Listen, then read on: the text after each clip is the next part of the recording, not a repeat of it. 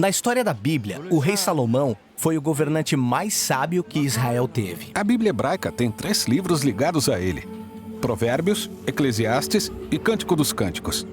Eles são o legado da sabedoria de Salomão, mas de uma forma surpreendente.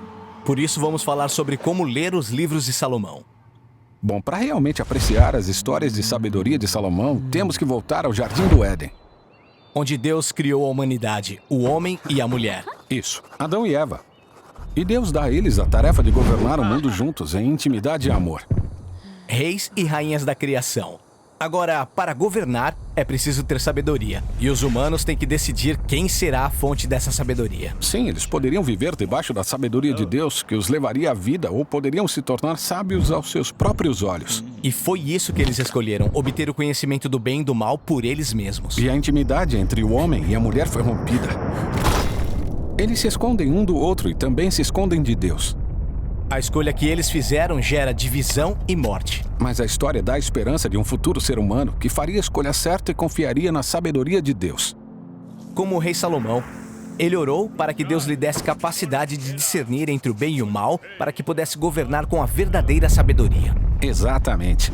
Ele reverte o fracasso de Adão e Eva, e isso traz abundância. Na época de Salomão, todo israelita vivia em paz debaixo da sua própria árvore frutífera.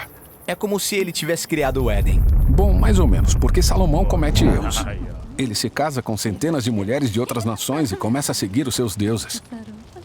E isso é o começo da longa queda de Israel rumo à autodestruição. Assim, quando lemos os livros de Salomão, podemos ganhar sabedoria observando seus sucessos e fracassos.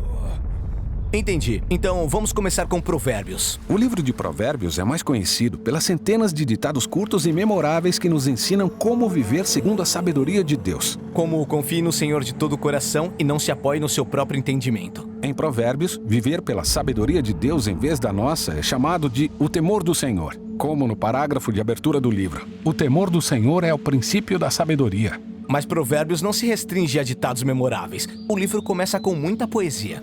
Sim, são 9 capítulos de discursos de Salomão para seus filhos. Ele diz para seus filhos buscarem a sabedoria de Deus, que é simbolizada por uma mulher elegante. A sabedoria é uma mulher? Sim, lembre-se. No Jardim do Éden, a intimidade do homem e da mulher foi violada por sua busca fracassada de sabedoria. Mas agora em Provérbios, os humanos se unem à sabedoria de Deus, tornando-se aquilo que Adão e Eva não conseguiram ser: governantes sábios. Provérbios 3 até diz que, quando aceitamos a Senhora Sabedoria, estamos nos agarrando à árvore da vida.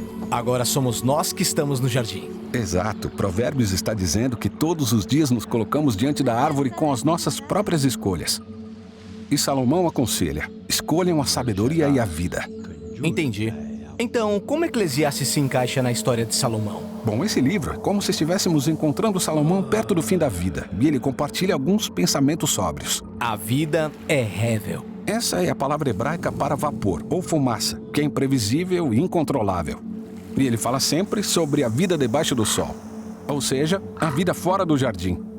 Ela é confusa e difícil. E mesmo vivendo na sabedoria de Deus, podemos ter muitas decepções. E a maior decepção de todas é a nossa própria morte.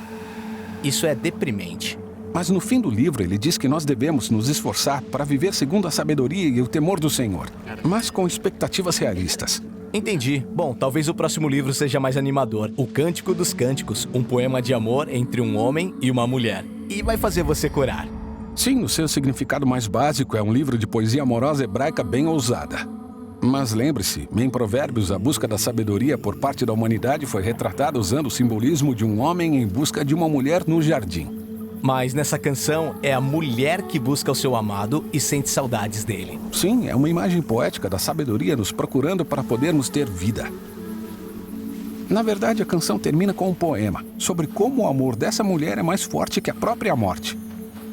Então essa canção funciona de 2 maneiras e está celebrando o desejo humano por intimidade. E dizendo que esse desejo aponta para o propósito supremo da humanidade, de se unir a Deus e a sua sabedoria.